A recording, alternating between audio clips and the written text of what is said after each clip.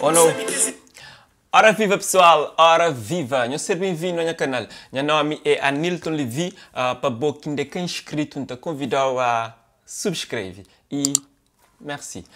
Hoje nós também fala de MC Trancafolha. MC Trancafolha já está na Europa e cima e promete e bem para fazer filme. Acho que é isso que está acontece.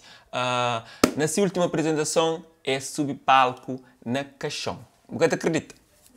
Olha o vídeo.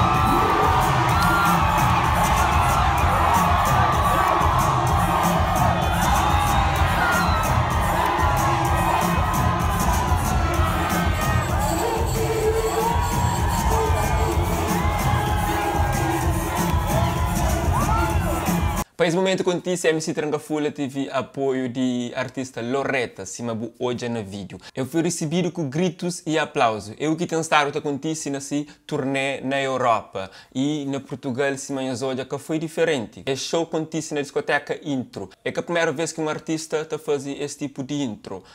Então recorda uma Lady Gaga já chega de fazer e tantos outros artistas com cheiro. Se você é fã de MC Trancafolha, dê-lhe moral no comentário e se você gosta, sabe, simplesmente os jovens realizam esses sonhos, ok? Tinha um desse filme também, nunca sabe, mas não espera, mas ainda tem fitas, ok? Não fica direito. Antes de terminar esse vídeo, para você que ainda é inscrito, te convido a subscrever, ativa o sininho, a nós amar e merci.